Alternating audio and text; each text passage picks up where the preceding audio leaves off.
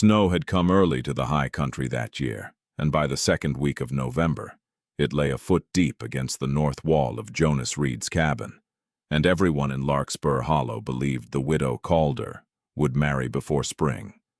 Though no one, not the ranchers who called on her with fresh horses and clean collars, not the bankers who sent flowers with their names printed twice, knew that she had already made up her mind, and that the man she had chosen owned nothing but a half-built house and a debt he had never spoken aloud.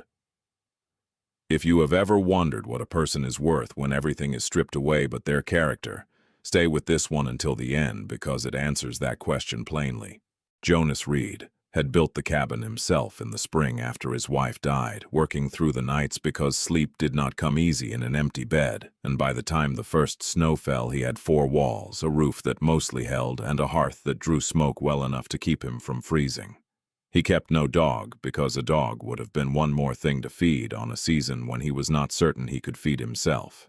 He had a sack of flour going thin at the bottom, a side of salt pork he was rationing like a man rations hope, and a single loaf of bread he had baked that morning, dense and dark, meant to last him through the week. He did not think of himself as poor exactly. He thought of himself as a man rebuilding, one board and one winter at a time, and there is a difference between poverty and the slow architecture of starting over, even if from outside they can look the same. The knock came after dark, 3 raps, uneven, the kind a hand makes when the arm behind it is shaking from cold rather than nerves. He opened the door to find a woman standing in the blue dark with snow caked to the hem of a coat, too fine for the weather it was fighting, her hands bare, her face pale in a way that had nothing to do with beauty and everything to do with the cold working its way toward her bones. She said her carriage had broken an axle 2 miles back and her driver had gone for help and had not returned, and she did not ask to come in so much as state, plainly, that she would freeze if she did not. He stepped back from the door without a word, because there are moments when words are a kind of theft, taking time that should be spent acting instead. He built the fire higher than he could afford to, and did not think about the wood he was spending. He gave her his own blanket, the good one, not the thin one folded at the foot of the bed, for guests he never had. And when she sat at his table, with her hands wrapped around a tin cup of the coffee that was more chicory than bean, he set half of his loaf of bread in front of her, and then watching her eat it too fast, the way people eat when they are more starved than they will admit, he cut the other half and pushed it toward her too. She looked at him for a long moment before she understood what he had done, and there was something in her face that was not quite gratitude and not quite surprise, but something nearer to disbelief, as though she had forgotten that people did such things without being asked, without knowing who she was or what she could give in return.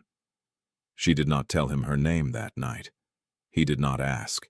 He gave her the bed and took the floor near the hearth, and in the morning when the driver arrived with a borrowed wagon, and an apology so thick it nearly buried the woman entirely in fuss, Jonas Reed learned from the way the driver would not meet his eyes that he had spent his last loaf of bread on Naomi Calder, the richest widow in 3 counties, owner of 11,000 acres and more cattle than most men could count without a ledger.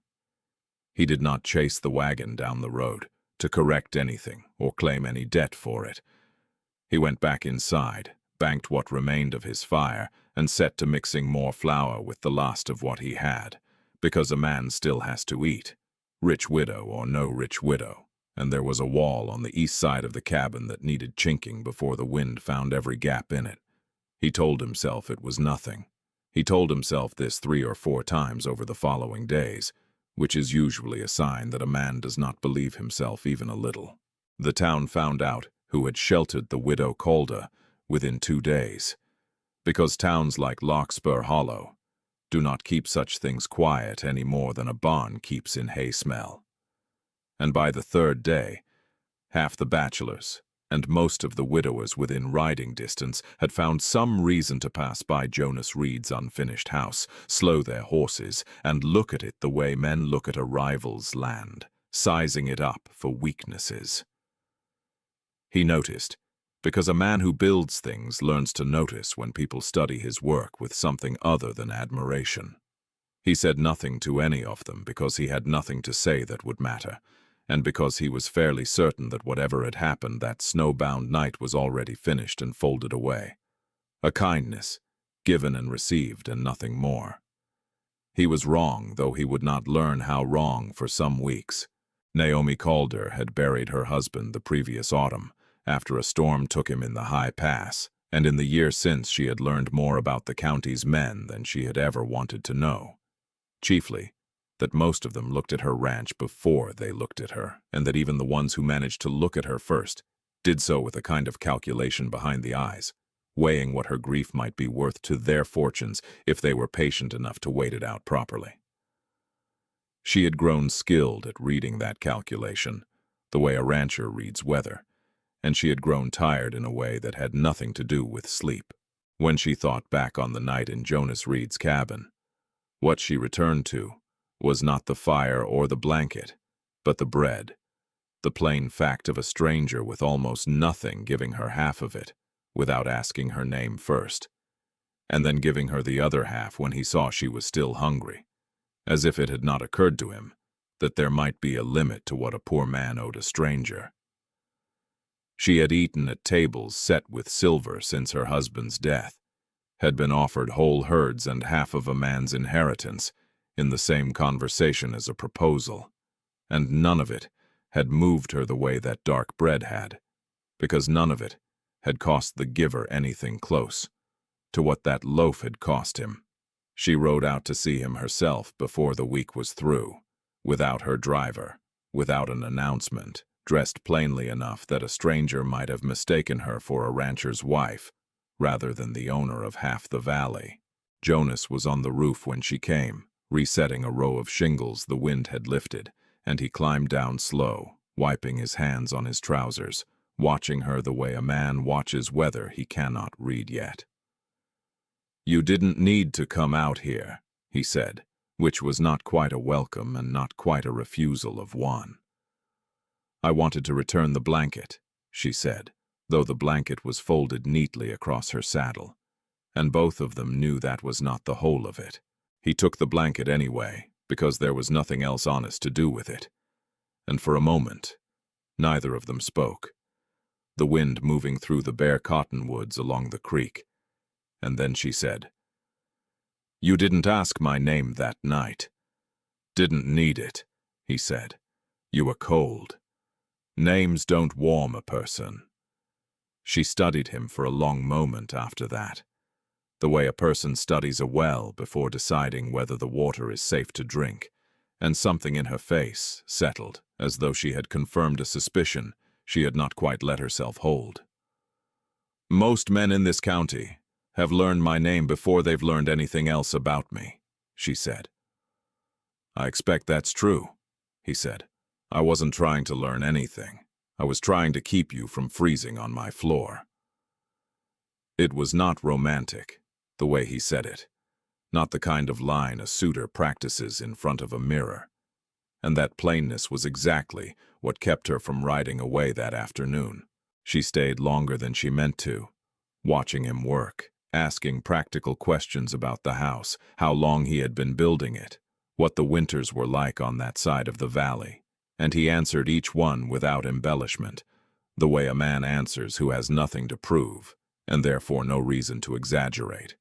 When she finally turned her horse toward home, she did not look back, but she found herself thinking of the half-loaf of bread again, and of how strange it was that the poorest man she had met since her husband's death was the first one who had not, in some way, tried to sell her something. The visits that followed were not courtship in any way the town would have recognized, though the town watched them closely enough to call them exactly that within a month. Naomi came out to the Reed place with practical reasons stacked neatly in front of her like firewood. She needed a new gate for the south pasture. Her foreman had recommended a carpenter for the smokehouse roof. There was a fence line disputed with a neighboring spread that needed a fair-minded man to walk it and say plainly where the posts ought to sit. Jonas took the work because he needed the money, not because he mistook it for anything else. And if there was a particular satisfaction in seeing her wagon come up the road, on a morning when he had told himself he was not watching for it. He did not examine that satisfaction too closely. They ate together often enough that it became its own kind of routine, though the meals were plain: biscuits and beans, a rabbit he had shot that morning, coffee poured into whatever cups were clean. And she never once complained of the plainness, never once suggested that he ought to serve her differently on account of what she was used to. There was an evening in early spring when she brought a jar of preserves from her own kitchen, peach, the last of the previous summer's crop, and set it on his table without ceremony, saying only, "I thought you might be tired of beans." And he had laughed, a short surprised sound, because it was the first time he had laughed since his wife died, and she had noticed that too, though she said nothing about it at the time. Their conversations rarely touched on feeling directly. They talked about weather and soil and the price of cattle, and whether the roof would hold through another season, and it was in these ordinary exchanges, rather than in any grand declaration, that something steady began to grow between them. The way a house is not made by a single nail but by hundreds of them, each one small, each one necessary. Jonas told her about his wife once, briefly, on an evening when the wind was loud enough to fill the silences that would otherwise have felt too heavy, how she had died in the spring, bearing a child who did not survive either, how the cabin had been meant for the three of them and now held only him, how he had kept building it anyway, because stopping felt like a second kind of dying. Naomi listened without offering comfort. She did not have to give, which he came to understand was its own form of comfort, because she did not tell him time would heal it, or that his wife was in a better place, or any of the things people said when they wanted grief to be tidy. She only said, "I know," and let the two words carry whatever weight they needed to carry.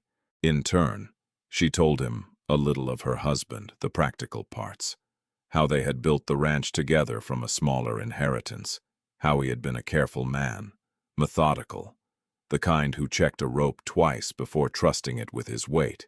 But she did not tell him how her husband had died, only that he had died in the mountains the previous fall, in a storm, and Jonas did not press her on it because there are silences a person has a right to keep, at least for a while. There was, in this early season of their acquaintance, a lightness that surprised them both.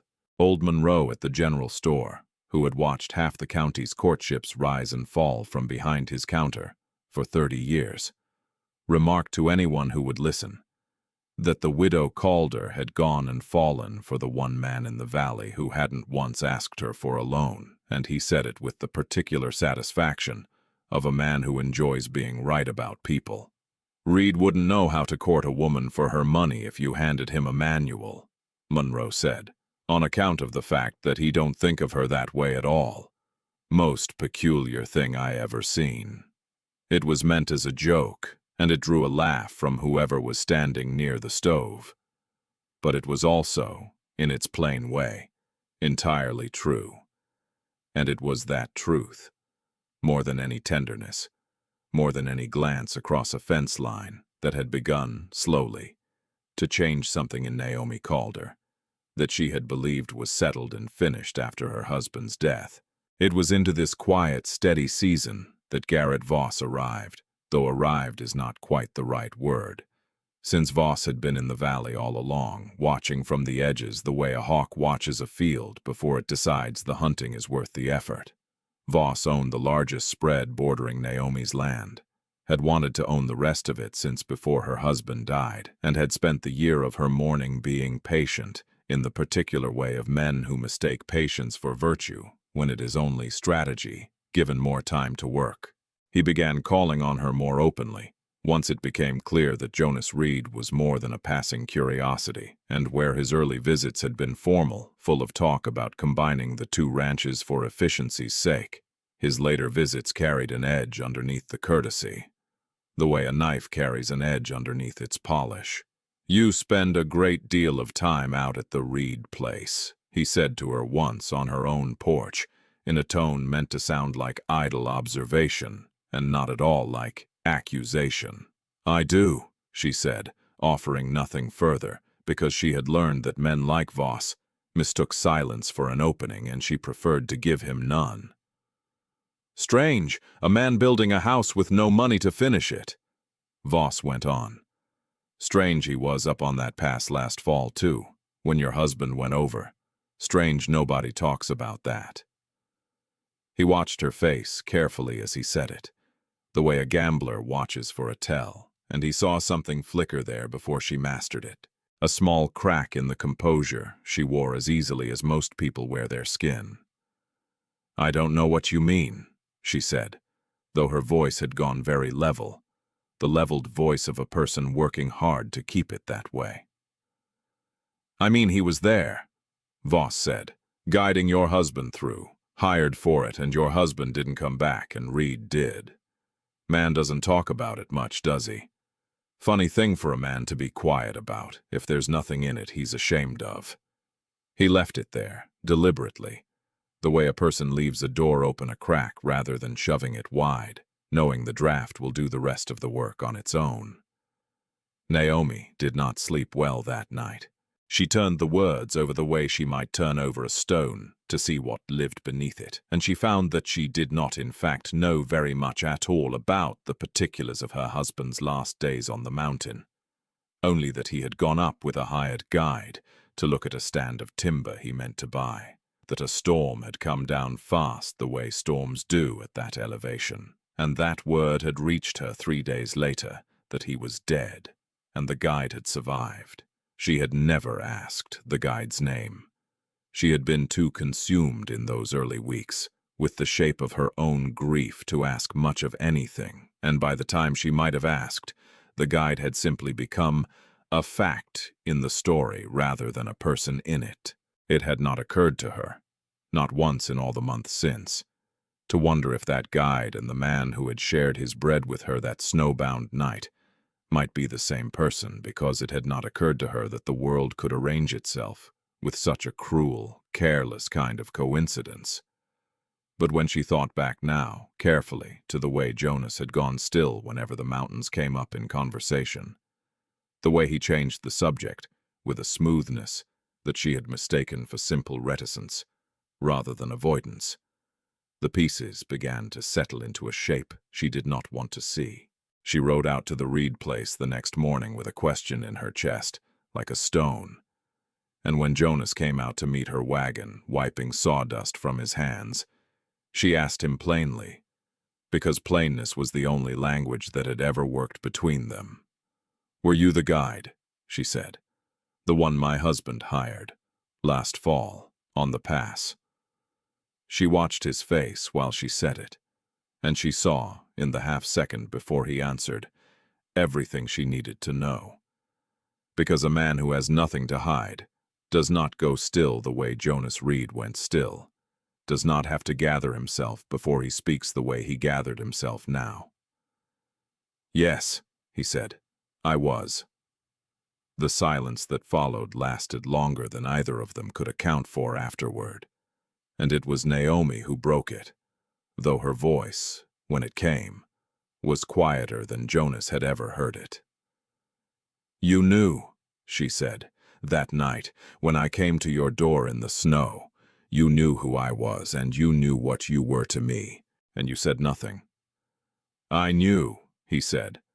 "I didn't say it because I didn't know how, and because you were cold and frightened, and it wasn't the moment for it, and then there wasn't ever a moment that felt like the right one, and I let it go too long, and I'm sorry for that." "Sorry," she repeated, and there was something brittle in the word, though not cruel, more the sound a person makes when they are trying to hold something together that has already begun to crack. "Tell me what happened up there," she said. "All of it. I've never asked anyone because I didn't think I could bear the asking, but I'm asking you now, and I want the whole of it, not the part that's easiest to say." So he told her.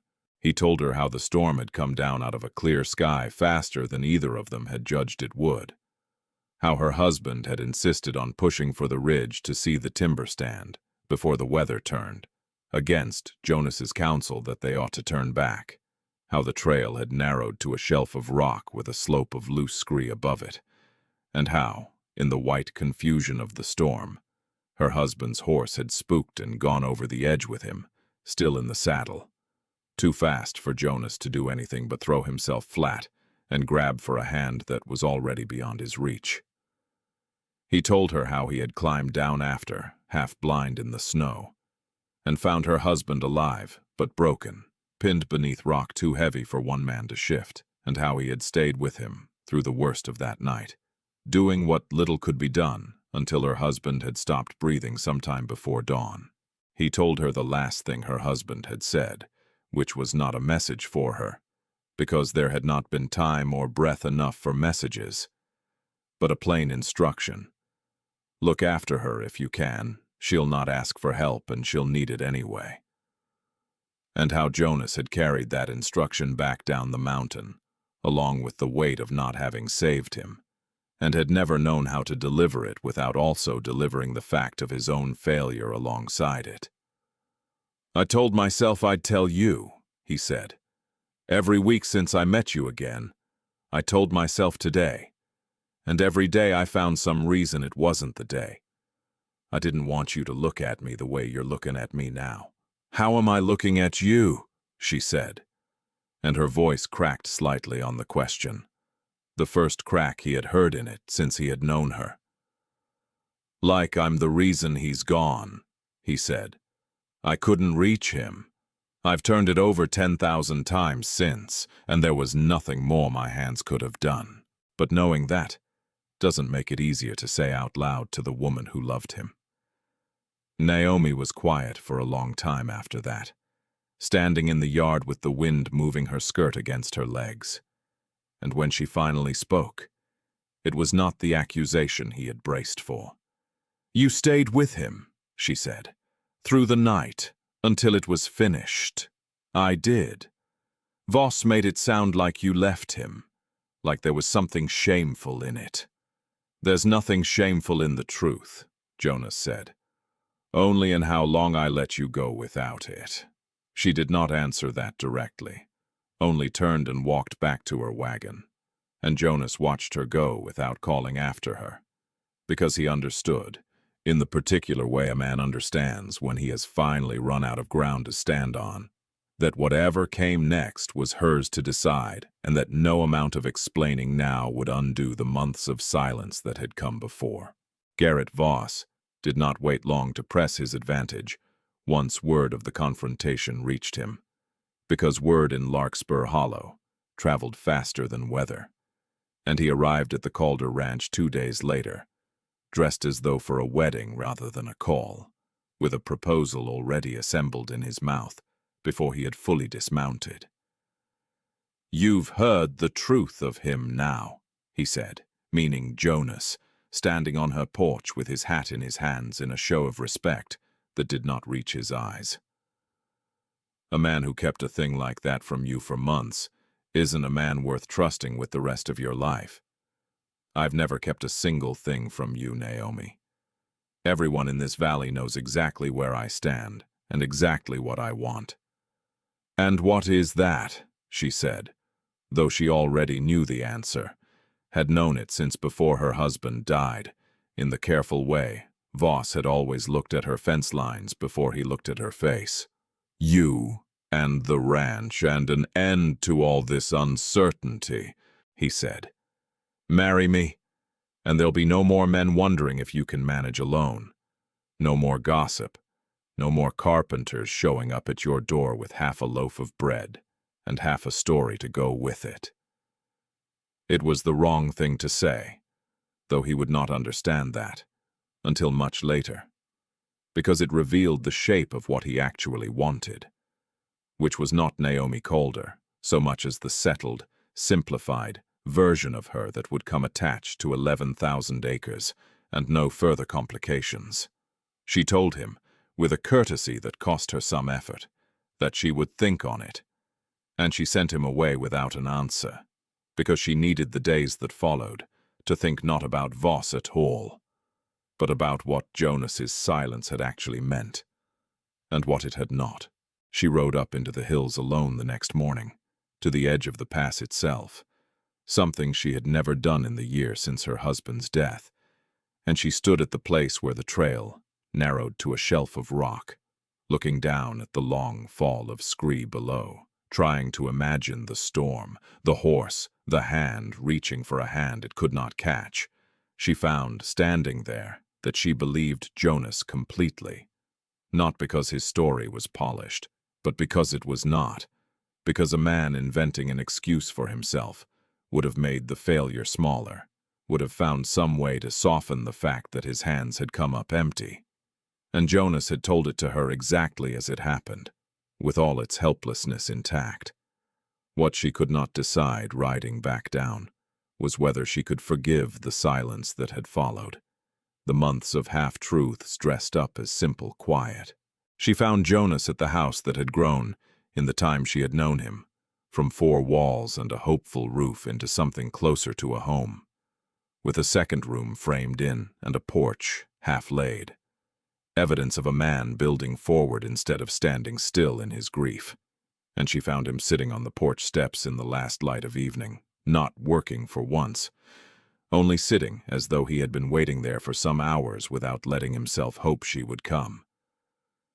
"I've been thinking," she said, and he did not stand, only turned his face up to her, bracing himself the way a man braces against weather he cannot outrun. "You had every reason to hate me," he said, before she could go on. "I know that. I've made my peace with whatever you decide, because you're owed the deciding, after what I kept from you."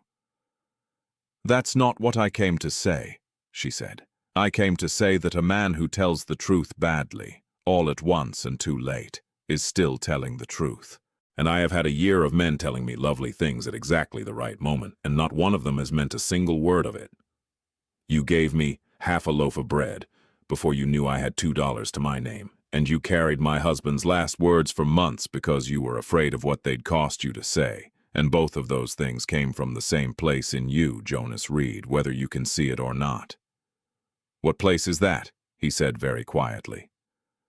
"The place that gives without counting the cost first," she said. "I'd rather have that badly timed than anything Garrett Voss has ever offered me with perfect timing and no cost to himself at all." The wedding, when it came the following spring, was a small one, held not in the town church with its polished pews, but in the yard of the house Jonas had finished building over the winter. The second room framed and plastered, the porch laid true and square, and Naomi had insisted on that, had said plainly that she would not be married in a building that belonged to no one in particular, when there was a house nearby that belonged, in every way that mattered, to the two of them. Garrett Voss did not attend, though he sent no word of complaint either, having found, in the month since his proposal was refused, that the valley had grown a good deal less interested in his opinion of Jonas Reed once the truth of the mountain had come fully into the light and the town had judged, in its slow collective way, that a man who stays with the dying through the worst of a storm is not a man to be doubted lightly. Old Monroe stood near the back of the small gathering with his hat over his heart, and when someone asked him afterward what he thought of it all, he said only that he had told them from the start that Reed wouldn't know how to court a rich widow properly, and that it turned out, not knowing how, was exactly what had worked. Naomi did not sell her ranch or fold it quietly into some larger arrangement the way the county gossips had assumed a marriage like this must go. She kept it, and Jonas worked it alongside her, and in the evenings, when the cattle were fed and the fences walked, they came back not to her grand house on the hill, but to the smaller one he had built, because both of them had agreed, without much discussion, that the smaller house was the one that felt like theirs. On the first night they spent there as husband and wife, Naomi set a fresh loaf of bread on the table between them, one she had baked herself that afternoon, still warm enough to steam faintly in the evening air, and she cut it in half the way he once had, and pushed one half toward him, before taking up her own. "Half was all you had once," she said. "It's more than half now," he said, "and there's more where this came from, and I don't think either of us will go hungry for it again." She smiled at that, the small private smile she had learned to give only him, and outside the window the last light was going gray-blue over the mountains where, a year before, a storm had taken one life and, in its long and strange unfolding, had eventually given her another. The loaf sat between them on the table. Half gone now. Ordinary bread on an ordinary evening, and it was, in its plainness, the truest thing either of them owned. Proof that what had once been offered out of simple decency, to a stranger who might have been anyone, had grown slowly, through patience and honesty and the long labor of trust, into a life neither of them had thought to hope for, and that some promises, however late they arrive, are worth the whole of a person's waiting.